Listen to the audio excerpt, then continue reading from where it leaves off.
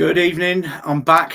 I've been banned for a week, which has been not difficult because I've been to look after my mum, but I'm back now and it's time to get to work on the people that I want to expose. And today I'll start with a guy who's had lots of involvement within movements, not a member. He's never been a member of anything apart from one, which he'll tell you about. But he's got a keen eye on everything politics wise. He's got things to say about Tommy Robinson, as I do, and he's got things to say about the general centre-right movement. So we'll get him on. Tomorrow we're going to be talking to Simon again. He's going to join a panel with me with Jade Franson, James Goddard and Harman Singh. So we'll do that tomorrow, and then we'll get that video out for you. But for now, I'm going to bring Simon onto the stage. Simon, how are you? I'm all right, Mark. Thank you. And yourself? Yeah, all good. Let me get my bins on so I can see what I'm doing. Yes, likewise. Got mine on. I wanted to talk about the news today very quickly of Steve Laws leaving the Homeland Party. I'm obviously a member of the Homeland Party. Where am I going? There.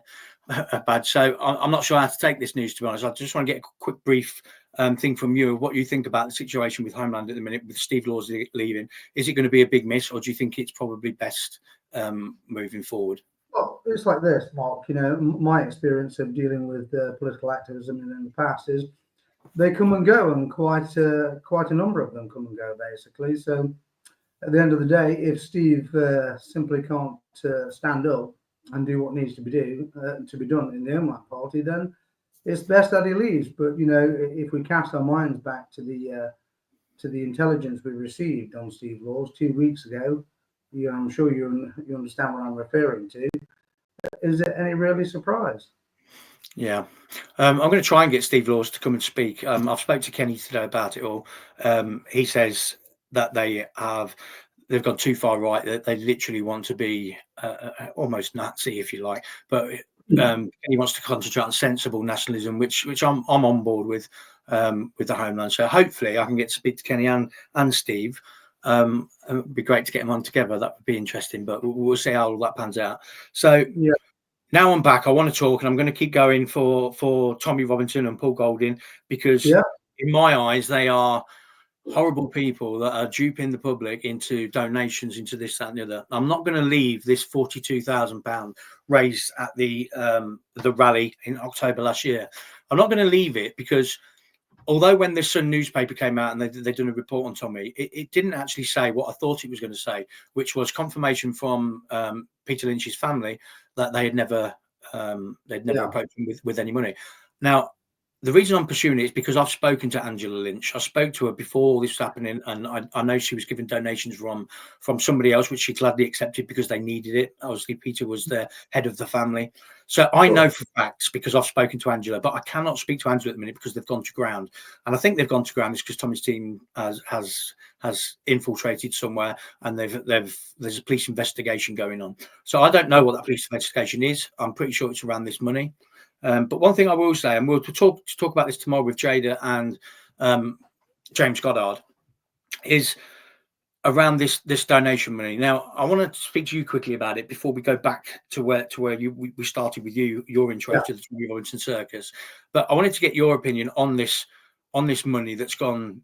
Well, I say it's gone missing. They said they've raised £4,000. Now, when Richard Inman was screaming on stage to give donations in Peter Lynch's name and things like that, they claimed that the 28 buckets that they had just had a few coins in. Now, I'm saying that's rubbish. I've got let me just see if I can find a post that I had from a guy on X. I'll just see if I can get it. Just bear with me. And he basically talked about that he was there, and he saw what was happening with the buckets. I'll get that file for you and I'll put it up later. But his name is Simon as well, and he said that he was there and he put a considerable donation into the bucket notes, and he saw £5, £10, £20 notes going in all of these buckets. Now they said they raised £4,000. Okay, so it was supposed to be half each. So if we're going to go with the fact that they raised £4,000, which I believe is not true at all, but if we go with that and we say, okay, you raised £4,000, half to Tommy's kids and half to Peter Lynch. Now you're saying Peter Lynch's family are going to get £1,000. Now that's not half to start with. And sorry, Let me get your thoughts on that, because I know you have, you know, about this rally, and you know what some things that I'm saying is on the money. But let me get your reaction to it and your thoughts about this £42,000 and this money and what's happening within that movement. Well, first of all, I mean, one of those buckets, full to capacity with banknotes, would likely hold about £10,000. You know, so I'm not saying they were full, but if there were over 20 buckets, then obviously go figure, isn't it? Really. But look, I sent someone to that rally on the 26th of October. He's a security professional. In fact, at one time, he used to earn £1,000 a day as a professional bodyguard. So you can imagine this guy is heavy duty. And the specific brief that I gave him before he went was maintain, you know, a watching eye for any security incidents, far left, Islamists, etc., and watch what they're doing with donations.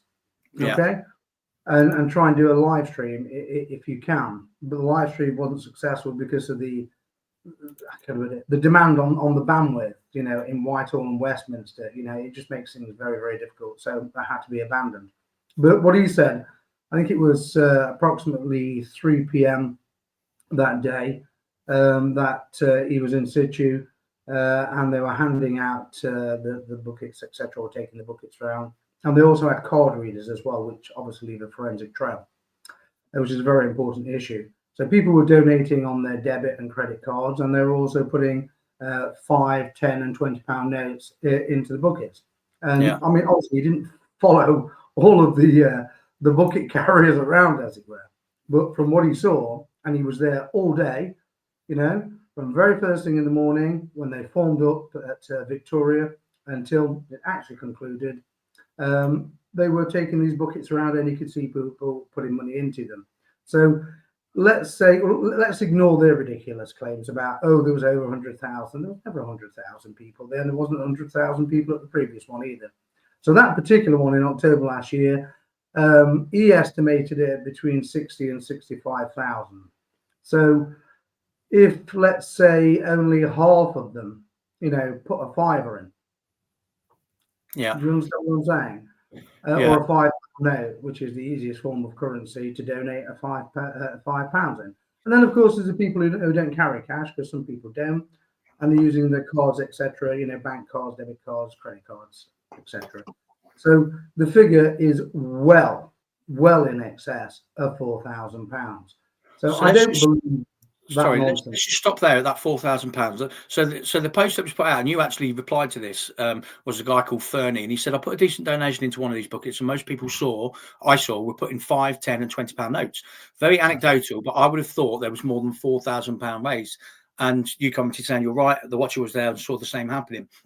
So I can't leave this, Simon, because it means a lot to me. And every time Urban Scoop post out, it's usually about me, which is great because I'm obviously getting to them. And they say what I am, and I've been called a nonce, and I've been called this. I've had death threats just because I dare to question what they were doing. So let's just stay again at this £4,000, which they claim to have raised. I know that not to be true, and I think you do as well. But let's stick on that £4,000. Now, they say they went to the family and offered them money, and the family denied it. They did not want any donations. At that time, I was in touch with Angela Lynch, and I know that she wanted the money because she was desperate for it, and she was going to talk. But then something happened, and they've all gone to ground. The son's come out of prison, and nobody can get hold of anybody from the Lynch family. But I know they'd never offered it. So at that point, Simon, when they said, right, we've raised this money, and we've offered it to Angela Lynch, and she doesn't want any donations. At that time, if it's true what they say, which I don't believe it is, they should have put a publication out, because they're a news professional news organisation. They put posts out about different things. And they didn't say that. They didn't put a publication out saying that we've offered them money to the Lynch family. They haven't accepted it, so it's all going there. So they should have put that out at the time, but nothing ever happens. Now, you've probably been following my X account, and I've been asking Liam Tubbs asked me to go on his show at two hours notice from the Midlands down to Gatwick. 2 hours notice, come and speak to me. The ambush. Yeah, I think it was an ambush. I really do. I think that they would have been there. But since then, I've DM'd Liam and everybody from that team, and I'll do it now again. I want one of you or some of you to come on with me on this chat and let me ask you some questions. And then everything's out in the open. You can say what you need to say. You can tell the public what it was, but I need to ask you those questions. And nobody's coming forward. So I'm going to wait till Tommy comes out, and then I'm going to keep picking at him and see if he'll come and talk to me. Because you won't get the joke from him. I don't think I will. No. Since doing that, and you're involved with this. Obviously, I've been banned for a week. I had an altercation with a guy called Grifter, the Grift Report, who put this full report out of me saying I was hope not hate, I was a nonce, and all this kind of rubbish. So I had a little back and forth with him, and he was basically acting the big man, but he's a little boy with a good following. And I said to him, look, why don't you come and see me? Why don't you come from where you are and come and see me man to man, face to face, and let's see what happens. And he reported that post. So he's giving it the big one, and then I give it to him back and I say, come and meet me. And then they report the post, then I'm banned. Now, if that happens again to me, I'm going to lose my account. So I'm telling you now, I'm going to want to talk to some people of their team. I want somebody to have the balls to come and talk to me and answer some questions about this £42,000, about this rally. And this is going direct to Urban Scoop. This is going to Inman. This is going to Liam Tufts. This is going to Carla. This is going to Tony. This is going to all those people that know what happened that day. Come and talk to me. Don't be scared. Come and talk to me on my show and let me ask you a few questions. Simon, sorry. Well, first of all, Mark, when you described Urban Scoop as a professional news organisation, well, look, a photographer told me years ago that the difference between the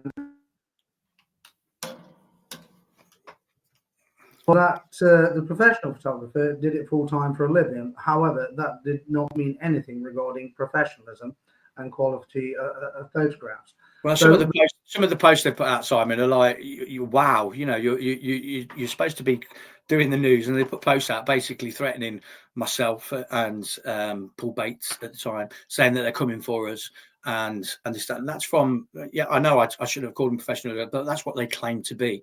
And that's what they claim to be. Absolutely, it's a slip of tongue basically, or adaptation of their phraseology.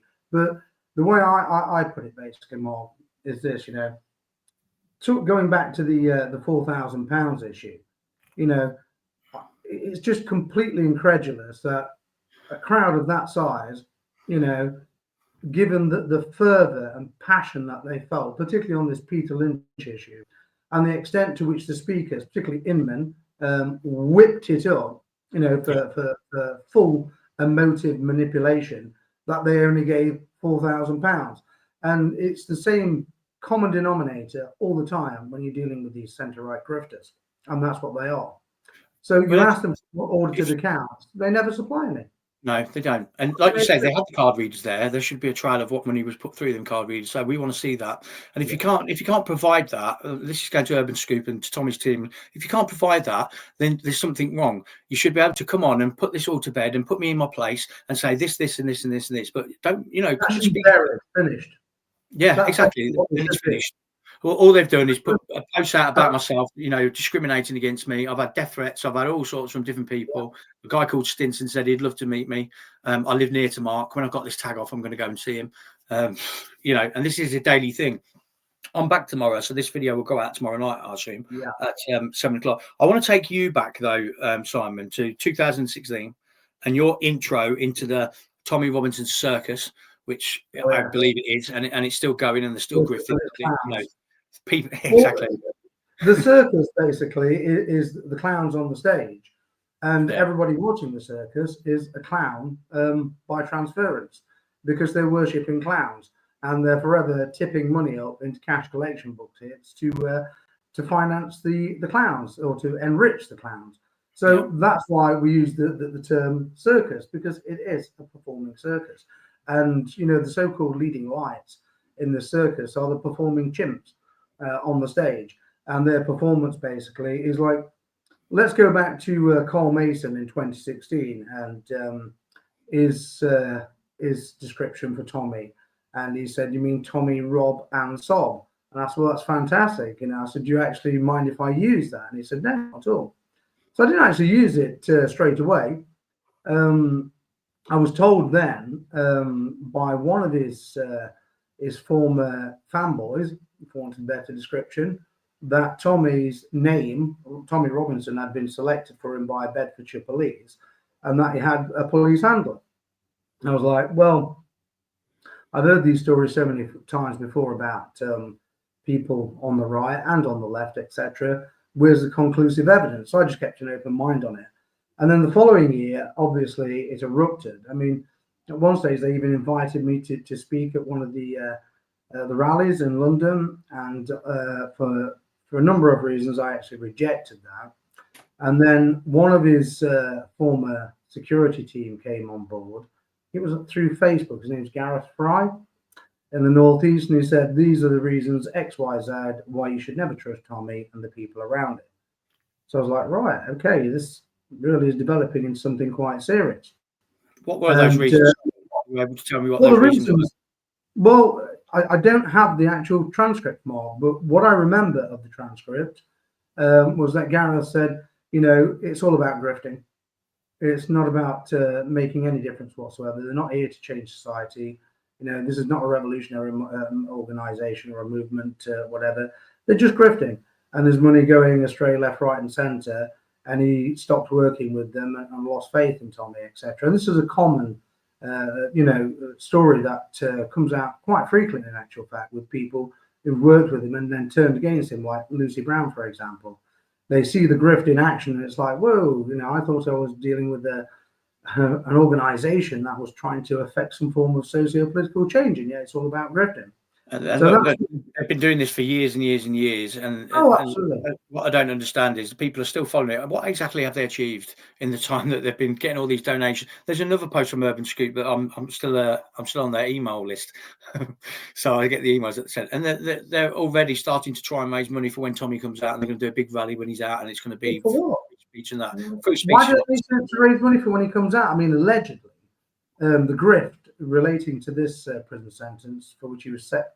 Was he sentenced in September last year? It was, wasn't it? Yeah. Yeah. Or October. But yeah, apparently that is nearly 2 million, the grift so far. So why do they need to raise more money? And this is an issue that I put to them repeatedly, because I know roughly how much it costs to hire solicitors and barristers. So if they spend 60 grand on a solicitor and a barrister through direct instruction, and then Tommy goes and throws the towel in and pleads guilty, what's happened to the other just under 2 million? Exactly, and that's what I mean. That's why I'm so passionate about this. I'm so passionate about. People think that I'm bad. I'm on the wrong side and whatever. I'm actually on the side of people that are fed up in the country, that, you know, are following a movement that's achieved nothing apart from a good lifestyle for Tommy and his team, and, you know, his hands in Spain. This guy doesn't even live in the UK. He doesn't live in the UK. The only time he turns up is for a rally or to do prison time, both of which earn him an awful lot of money. So, you know, how do we get how do we open people's eyes? Because I've put things up there, and you know, I think I could have a video of Tommy shooting a cat, and people will still think it's fake. You know, and they probably think it's funny. They probably think it's funny. They probably think it was funny, in actual fact, if you had such a video. So I'll answer it this way. Going back to 2017, there was this guy, Mancunian, on Facebook, and they've been spreading some nasty gaslighting about me. So I challenged him on it. And I got him to admit, and also his female friend, basically, that it was a pile of manure, as usual. And so then we went in a little bit deeper into what this whole business was about, grifting. And he said, I don't care what he does with it. He says, I love him. I don't care what he does with it. My money, he meant. Yeah, I had a comment from somebody when I was talking about this 42 grand. Somebody said to me that he ain't bothered if he's took the money. He doesn't bother what he's doing because he does so much for the UK. Now, the only thing he has done for the UK is he's done a bit of something with the grooming gangs. But I know you want to talk about that because you're saying that he didn't do the grooming gangs at all. He's just jumped on the bandwagon and ran with it. Can you explain that, please? Well, look, at the end of the day, from my exact memory, the very first attempt to tackle the grooming gangs came in the summer of 1991 in West Yorkshire, when the BNP leader, John Tyndall, and I was a regional organiser at that time, in fact, I was the Midlands elections officer, instructed us to go to West Yorkshire to begin a campaign. In all honesty, even before we went, we didn't really know an awful lot about it.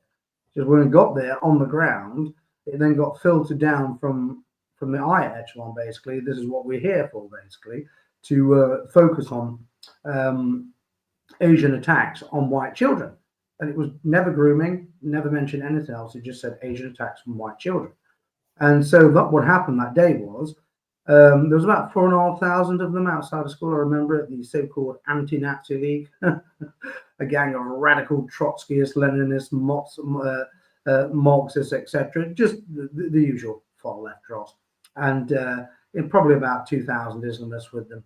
And so the police took us over to a country pub, Todmorden in Lancashire. We were kept there for a while, and then I was actually given an interview to a female journalist from the Yorkshire Post, because she tried to hoodwink one of our guys who wasn't actually, he was just an activist, he wasn't authorised to give interviews to the press on behalf of the BNP. And because I was an elections officer, I stepped in and put her straight, basically, and put her in a place, because she was making a fool of him. And then I probably ended up speaking to her a couple of minutes. And the police came in, West Yorkshire Police and Lancashire Police, in a joint operation, and said, right, okay, basically come with us, get into your transport, we're going to a designated location. So they took us, and it was basically one police van, obviously at the lead, then it'd be one of our transports, then a police van, right vans, we're talking about TSG, Tactical Support Group, and that's the way the snake went. And so they took us round almost in a complete circle and dumped us on a hillside and surrounded us. There was about 300 of them, riot police, shields, etc., and all our transports. And John Tyndall literally got up on what looked like an orange box, a wooden crane, and gave a talk, a speech. And he was a very fiery, passionate orator. And behind us, offset to the left, I remember it vividly in actual fact, you could see smoke rising from Halifax town centre, the bottom end of Halifax town centre. And that obviously was because the far left and the Islamists had gone on the rampage. They were rioting. And I remember stood there thinking, wow, I'd only been in the BNP a year or just over a year. And I guess it was my very first ever. I've been on quite a few activities and seen some interesting things, but it was the first real taste of power dynamics, of the corruption this country is utterly infested with. And I think, like most people there was probably just over 300 of us, almost equal numbers with the police. I took the view that, it was such a serious incident. They actually took us onto that hillside, in our opinion, to let us watch Halifax burn. You understand what I'm saying? Yeah. And okay, we didn't know the exact details of what was happening with grooming, but we had very strong suspicions of what was happening. And so that was 1991, and then they escorted us back to the M1 and sent us back on our respective ways. And we went back to the East Midlands. And I remember there was a meeting shortly after that, at which it was determined that this was the end of doing things nicely. And that in essence led to the formation of direct action units. And then it became very, very unpleasant for the next 3 years. And we can't go into that, obviously, because of the YouTube algorithm and other matters. But that was my experience of dealing with it. And it came up frequently because we were instructed thereafter. We were given a leaflet called Hang Child Murderers, the Dead and the Living. I remember it vividly, in actual fact, because I designed several leaflets for head office. And all of them were adopted, although they reworded some of them, basically, according to their preferences. But I was really pleased. I was like, wow, I've just got 4 leaflets. It's the first time I've ever designed anything, and they've been adopted. And they put them into action, and they went into the same studio or same portfolio as this Hang Child Murderers. So we use that leaflet frequently all over the country. And we also went to Chesterfield one day, and we had an interesting encounter with Red Action sent by Nick Lowles in Sheffield. And they were obviously armed with knives, but they didn't succeed. They were neutralized quite quickly. And the newspapers we were trying to sell were Hang Child Murderers. That was the front page. And so this is the campaign that got going.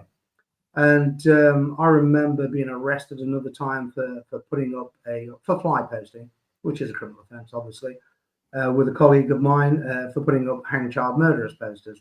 And the officer arrested us said, whilst I agree with every single word on that poster, he says, you're fly posting and it's illegal. So I've got to put it before the CPS, and they refuse charge. But the truth of the matter is, whilst it wasn't a major campaign in the sense of what you'd understand today, Mark, because there's no internet back then. There's no smartphones. I can't get out a smartphone and record what was happening over to the left flank in Halifax. Do you understand what I'm saying? Mm. And after that day, we were calling all over the country, what's the press reported on it? So then we discovered there's a D notice on it, defence notice, blackout, total censorship. And the only place it was mentioned in was in the British Nationalist newspaper. And so the only way you'll ever find out about that incident now, because it was total news blackout, do you notice, across TV and radio and newspapers, all the mainstream media, is to go through the BNP's British Nationalist archives. And I don't have that archive, basically. But yeah, I remember it vividly. I've got a near photographic memory. So I understand very well what happened. And then obviously that escalated over the years. And there's one thing that used to really stick in our craw the whole time, is that the left would come out to oppose us violently, in actual fact, because we were campaigning against paedophiles. And that just never really sat right with me. And I was like, wow, we used to discuss it afterwards. These people are such sick, twisted, for doing this. I mean, why are they doing this is what we used to say. And of course, that gave us all the fire in the belly that we needed to do what we had to do with the far left. And bearing in mind, Red Action and class war, particularly Red Action, not these soft little lovers today that you see in Antifa. These were hardcore street fighters, criminal underworld, football hooligans. You understand what I'm saying? And they nearly always. Are they still about, Steve? Are they still about, or when did they? No, because we blunted them. That we blunted their sharp edge by force several times, and one major engagement in the East End in November 1992, which looked like a scene from a medieval battle. In actual fact, it was about 5 below, freezing fog, and you can imagine what else I'm referring to put you in the picture of a medieval battle. And they sent in 11 vans full of Metropolitan Riot Police. It was all over and done with anyway. But after that, you see Red Action, they went hiding behind the police. And so today, when you see all these leftist groups and right-wing groups separated by the police, that's because of what we did to Red Action and other left-wing groups, because they were committed wholly to a policy of violence. They had no other policy. They contested nothing. They didn't contest elections. I was an elections officer, for example. And so therefore, I had to run the gauntlet. Every time I went out on the campaign trail, I've been attacked by Red Action, class war, and other leftist groups, because they love democracy and they're so tolerant and peaceful. Do you understand what I'm saying? But in the end, they came off worse. And there's a notorious interview, in actual fact, in the Independent newspaper in 1994, in which the leader of the BNP's direct action group said, that our policy was to put them out very quickly. And because of that, we don't hear so much of them anymore. And so that's where that policy developed, of hiding behind police lines and shouting insults and abuse. And so that's why, that's another bone of contention I always had with the Tommy mob, EDL in particular, because that strategy, that policy was fully enforced when the EDL was operating. And all this claptrap they talk about, oh, we had this shindig with the left and that shindig with the left. Well, where's the evidence? Because I've not seen any of it. And the police nearly always kept them apart, and there were a few scuffles. There was none of the stuff that you saw between the BNP casuals and Red Action, which was no holds barred. I've talked to you before about Tommy Robinson, and you've basically said to me that he's well in with police. Can you expand on that? Tell people what you mean by that, because I'm interested to hear as well. Well, going back to 2016, and I can't remember his old mucker's name in actual fact. Because I've met so many people over the years, thousands of them in actual fact, in the context of Tommy, who said that his name was given to him by Bedfordshire Police as a cover name. And I was like, well, that's possible. Who knows? Anything's possible. Keep an open mind on it. So when I saw Jada on your show recently, Jada Franson, and she Yeah. confirmed that the same year they met Robin Sobb. Let's call him Robin Sobb, without giving him any real credibility, because at the end of the day, calling him Tommy Robinson is not his real name anyway, is it? No. So how could we be dead naming him by calling him Robin Sobb? Because Robin Sobb is much closer to the truth, because all he does is he robs and sobs, and it's a never-ending recycled pattern of grifting. It's the emotive impulse. Oh, Tommy's upset. Look, he's crying. He needs the money for his kids. He needs to keep buying Rolex watches and Christian Dior trainers. Do you understand what I'm saying? We know the truth, Mark. Yeah, we've seen the photographic evidence. And so, look, at the end of the day, Tommy and his involvement with the state. I remember Nick Griffin said that it was a state controlled operation, basically, safety valve operation. I mean, I never got on with Nick Griffin anyway, which is the reason why I left the BNP in 2002. But not everything that he says is, without credibility. And I took the same view in actual fact, especially when I saw them flying the Israeli flags. And I thought, hold on a minute, I thought this was an English defense league. It appears to be a Jewish or Zionist defense league. And so, yeah, I had serious reservations about it. And so when Jada came out on your show and actually confirmed this, i.e. Tommy had, a special branch handler, and I was like, well, crikey, it's hardly the first time I've met people with special branch handlers. We'll touch on that when we're all together tomorrow. Obviously, James coming on the show tomorrow. Yourself will be back, and James Goddard. So we'll touch on that tomorrow because it's an interesting thing. It looks at the minute, Simon, that Tommy Robinson and his movement, or Tommy Rob and Sob, his movement is getting into bed with UKIP. Now, Richard Inman is Tommy's right hand man. That's fact. He doesn't say that when you speak to him, because I had him on an interview where I asked him some difficult questions and he couldn't answer them. But he's his right hand man, and he's now a chair position within UKIP. Now they're obviously positioning themselves ready for when Tommy comes out. What do you make of that? Because I say Richard Inman's in there as a chair. You've got Ricky Dolan, who's very in with Robinson's team. He's in there on the table, and so is the exactly. It just looks like they're positioning themselves for UKIP. How do you think that's going to play out? Because I've mentioned on Lawrence Fox's post, he put about he bases his opinion on a party whether they would have Tommy Robinson within the movement, and if they say no, then they're no good. And I was like, I looked at it and I thought, Lawrence, what the hell are you talking about? Well, that's a very interesting point, Mark, in itself, isn't it? Because talking of Loza Fox, this is the man who kicked the October rally into check and said, I don't know any of these people appearing here today to speak, and therefore I can't speak. And so all the Tommy Todds, or the fanboys, basically saying, oh, you're a traitor, you betrayed Tommy. And now he's back in their favor. They're like babies in the playground. They're not serious people.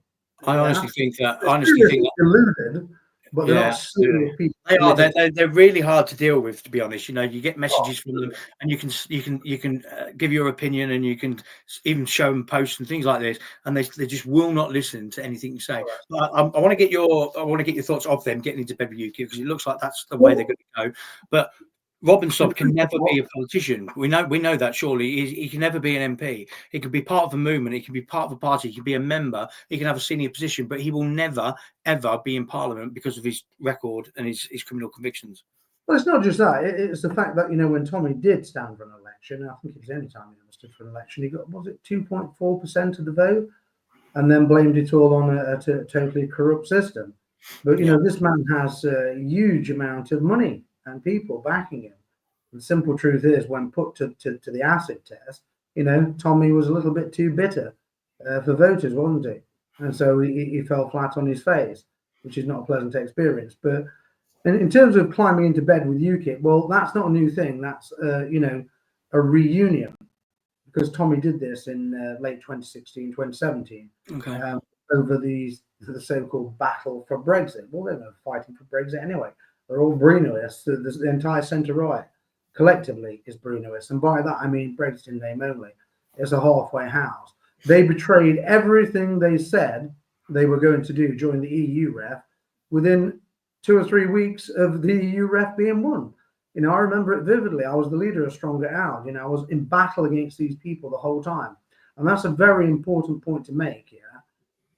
the battles I had to fight as a leader of Stronger Owl were not against the far left, the centre left, or even the Remainers. They were actually quite moderate and quite fractious in actual fact. All of the pitched battles I had to fight were against the centre right, primarily UKIP, because UKIP had this ridiculous idea that we could just unilaterally leave the EU using Article 61 of Magna Carta, and we shouldn't waste our time with Article 50. And so this is just the way it went on, and it snowballed from there and became very unpleasant. And what I remember from these people is just nothing but an absolute pack of lies. You know, they call Nigel Farage a snake oil salesman selling Brexit unicorn. Well, that is perfectly true. He did sell a giant Brexit unicorn because it's never been delivered. And he's quite content with Bruno. And this is what I warned would happen by people backing fake Farage, quite frankly. And that's the terminology I coined for him. Because he's fake. And apparently his name is Nigel Farage. So fake Farage fits him perfectly. And in terms of Tommy, okay, so Farage left because of Tommy. Because it was a little bit too sordid for his Tory friends, old boy Watto, you know, this working class rebel. I didn't see Tommy as being a rebel in actual fact. All I see him as being is a working class grifter leading a luxurious aristocratic lifestyle off the back of grifting. And so ultimately, at the end of the day, let's look at it this way. Recently, Customs House struck off his so-called ex-wife, Jenna, for 1.1 million in unaudited accounts, and they owe £300,000 in corporation tax. You know, so Tommy's been convicted of fraud. His wife very clearly is dodgy. You know, they couldn't prove to Customs House where this 1.1 million had come from, and so she's been banned. So at the end of the day, when are people going to wake up? Are they ever going to wake up? Because like the Manchester clown, you know, who said, I don't care what he does with my money, I love him. This is the point I'm making. This is the blind devotion, the delusion that we're up against. Because in essence, like Farage, Tommy's been built into this this so-called icon by who and what? The mainstream media and powerful people behind the scenes with lots of money. You know what I'm saying? Yeah, I don't understand what people see.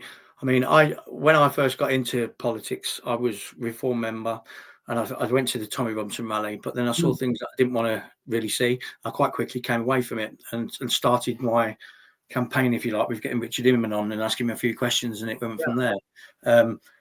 So his conditions in where he is, obviously they keep putting posters out saying that he's not being fed, he's not sleeping, he's not got this, he's not got that. I know that to be untrue. What's your take on it? Well, it's just look, the prison sentence Tommy did in Belmarsh was a pantomime. I think Ross Clark was there practically every day, wasn't he? Filming a documentary about his pantomime prison sentence. And so therefore, you know, as far as I'm concerned, whilst the TV cameras aren't there this time, he's got a wing, was it 26 cells, is it? Have been emptied for the sake of Robin Sobb and his enormous ego. But it is just a pantomime sentence. You're a former senior prison officer. You know, I've got experience of the prison system in the general population. No favoritism. In fact, quite the reverse in actual fact. And so I know for a fact he's not doing a real prison sentence. He's doing a pantomime prison sentence. And quite frankly, all of these stories about he's living off tuna, well, we had it all before. I mean, remember Caelan Robinson and, Tommy's been thrown into HMP Leicester and it's 96% Muslim. Well, I was in HMP Leicester. That's where I went. Yeah. And it is not and has never been 96% Muslim. Okay. No, and it's a very unpleasant Victorian donghole. In all honesty. But I was in for pretty much the same as what you were in for, Mark, i.e., thou shalt not speak freely in the UKSSR. In other words, exercising our right to freedom of expression. No, the things that they're coming out of with his conditioning there, they're just simply not true. Like I say, I've worked in the prison. There's no way that they would let that happen, regardless of what they think about him or etc. etc. He has access to a phone, has access to a laptop. He goes out when he wants. I've seen that he has access to a laptop, and that was in the. If you go and look at the court list of things that he actually does. and it's just nonsense. And like you say, it's like clockwork. You know, they say something about him, about how bad he is, and you know he's losing weight. Then they put a post out asking for donations for when he comes out to put him back on his feet.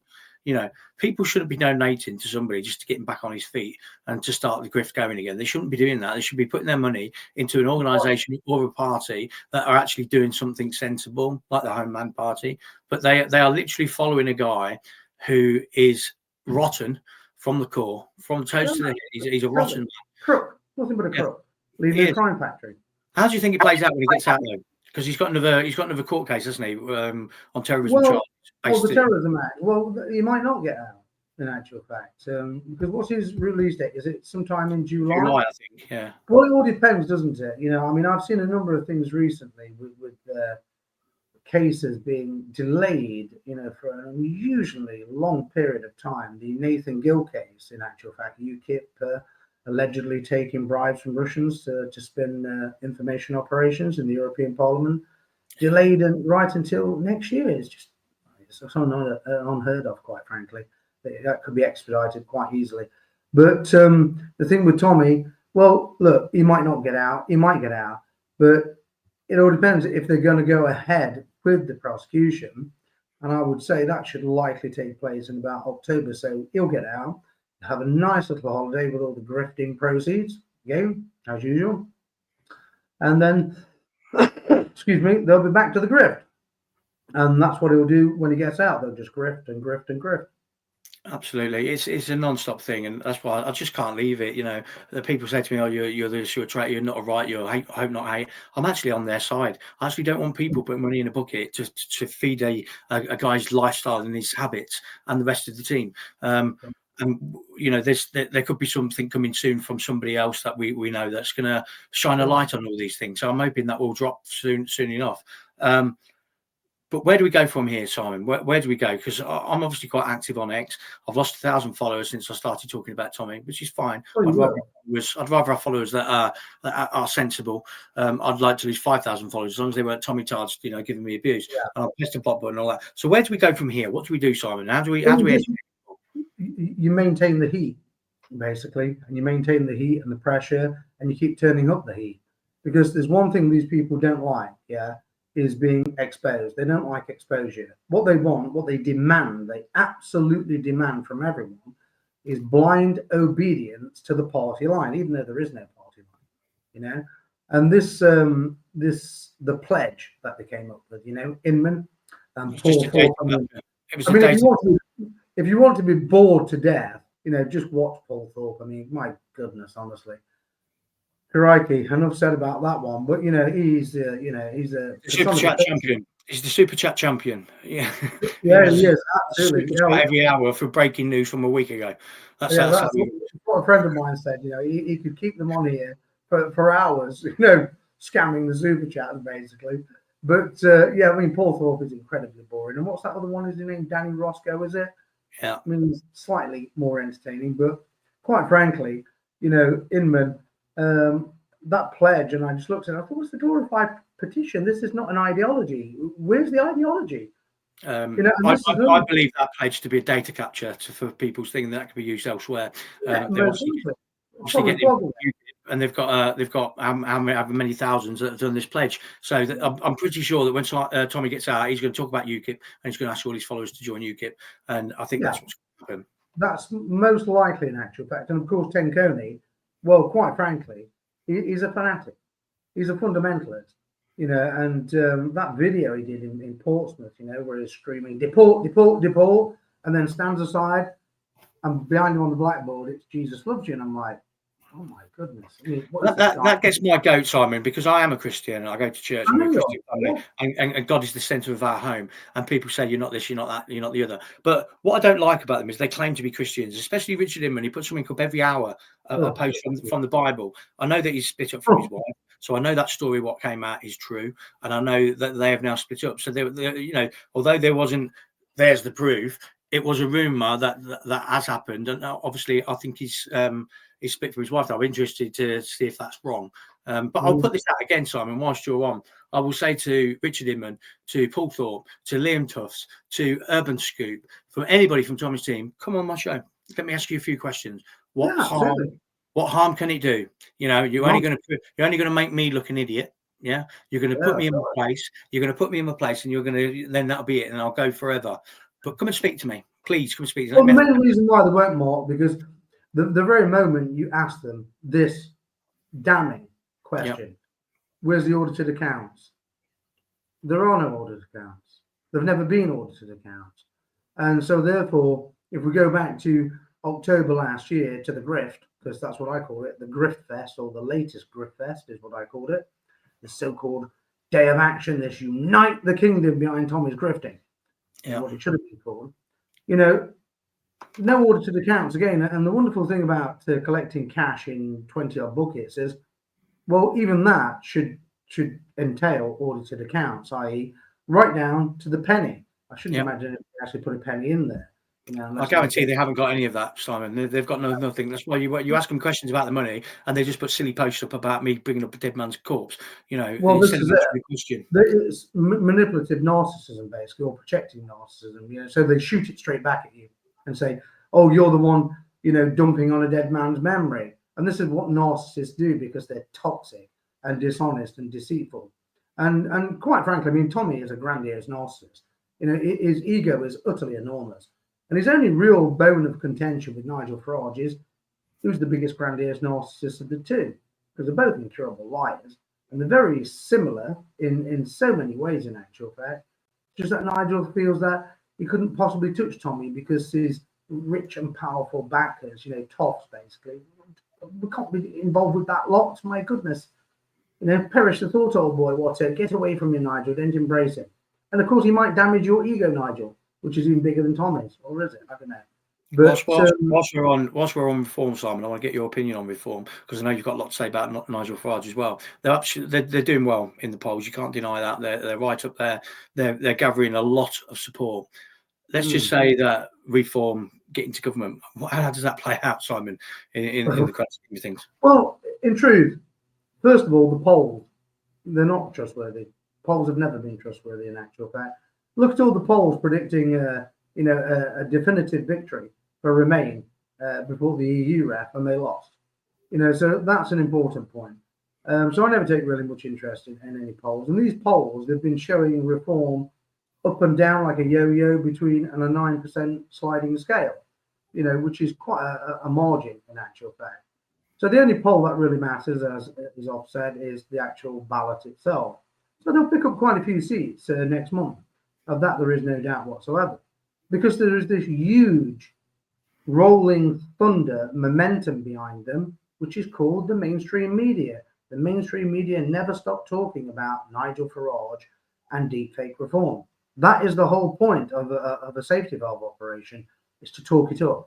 And Daily Mail journalists explained that to me in actual fact in 2003 when they asked me to write an article about the threat posed by UKIP, which was quite amusing in actual fact. And they paid me £500 for the article, a kill fee.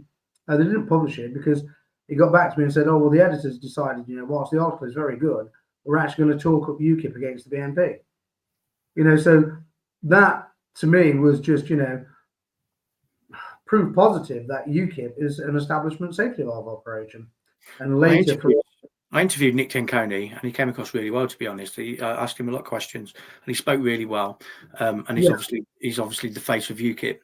Now, I predict issues when Tommy gets out with UKIP, just to simply how they're positioning themselves. Ego issues, you mean? Yeah. You mean ego issues? Yes. Well, Tenconi, you know, he's a very schizoid personality, isn't he? Because when he goes on talk shows and podcasts, etc., he adopts a different persona. When he's out on the street rabble-rousing with the so-called purple wave, you know, suddenly he becomes David Koresh, a fanatic, you know, which is very concerning in actual fact. See, I don't want to see religious fundamentalism of any description, Mark, you know, and I don't buy into Tenconi being a Christian either, you know, because what type of Christian would appoint a proven fraudster and gold smuggler? And you had him on your show as well, didn't you? Yeah, Ricky. Had him on. So it's all about the grip, and it's you know it's a common theme in the centre right is the sheer volume of criminality and fraudulent activities, dishonesty, and they're renowned for it. And just do a census of how many people in Tommy's immediate circle have got criminal convictions for, fraudulent activity and violence. I mean, Gurmit Singh, for example, is classic when asked, "Oh, what did you go to prison for?" "Oh, well, it was just a bit of fraud, innit, bro?" Just a bit of fraud, innit, bro?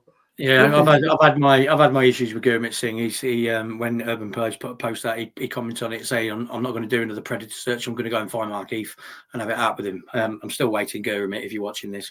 Come and see me. If you DM me, I'll give you my full address, and then we'll go from there. It's all big boy talk, isn't it? And this is another point. Is why the threats? If there's no truth in anything that we say, just deny it basically and put up the evidence to contradict it. Problem solved. It's very easy. Show us the audited accounts. It's all done. It's resolved. But audited accounts that can be independently verified, that is. Not written on the back of a fag paper, i.e. we raised 4,000 quid in it, governor. You understand what I'm saying? We need to see real, professionally audited accounts that can be, countersigned by another professional. Absolutely, and they'll never be able to show them. That's why I'm so keen to get a member of their team on. So if you're listening, anybody who's watching this, please share it with them and tell them that Mark wants to interview. And you can put all this to bed. You could put me in my place. I really want to be put in my place because then I'll believe what you say. But I just want you to ask a few questions around this £42,000, around your grifting, around everything that happens. Just a few questions. That's all I want. And it'd be so interesting to get somebody on. I know it won't happen, but if you're watching this, share that with the team. Urban Scoop, Tommy Robinson era, Liam Tufts, Super Chat Paul, any of them. Send this to them, and then we'll see if we can get one in, dangle a little carrot, and see if we can get them to ask some questions. Simon, I've really enjoyed. Go on. This is an important point, Mark. That you made about Tenconi. So why did Nick Tenconi hook up with Tommy Robinson? Because he's been appointed the leader of an utterly failed organisation that had the rug pulled from underneath it by the mainstream media, because UKIP was always an establishment safety valve operation from the outset, a fact which Nigel Farage admitted on LBC in 2019 when he said UKIP was only ever a barometer to measure anti-establishment sentiment. Yet again, that's a very clear admission that they were working for the establishment to measure anti-establishment sentiment. And what do his groupies do? They just ignore it. It's just like Tommy's groupies. You introduce them to facts-based evidence. "Oh, you're working for Hope Not E." Well, no, actually, you're working for Hope Not E because UKIP membership was vetted by Hope Not E from 2008 onwards, and goodness knows whatever Farage did with them. It's all very strange, and I think this year, at the end of the year, is going to be quite interesting, especially if Tommy gets out, and then we can see what happens, how this all plays out. Simon, I really enjoyed talking to you. So go on. Yeah, sorry, Mark. If you looked at it this way, you say if Tommy gets out, well, his friend Paul Golding. He was done on a very similar thing, wasn't he, under the Terrorism Act, and he got a non-custodial sentence at Westminster Magistrates Court. So maybe Jada took the rap for that, for him to get a lighter sentence. She'll obviously talk about that tomorrow, but she took the rap to get the long sentence, which hands up to her. She's come out and she's changed the way she does things, and I really enjoyed the chat with her as well. Good, yeah, absolutely. Yeah, Paul Golding's another one, which we will touch on tomorrow. I'm really looking forward to you coming on with Jada, with James Ballard. Harman Singh will be here as well, and we'll talk about this more in depth. I have lots to talk about tomorrow, Simon. We'll do it again, and then we'll send them both out at a similar time. So, Simon, I'll speak to you tomorrow with the others. Have a lovely evening, and I'll speak to you. Cheers, Mark. See you, mate.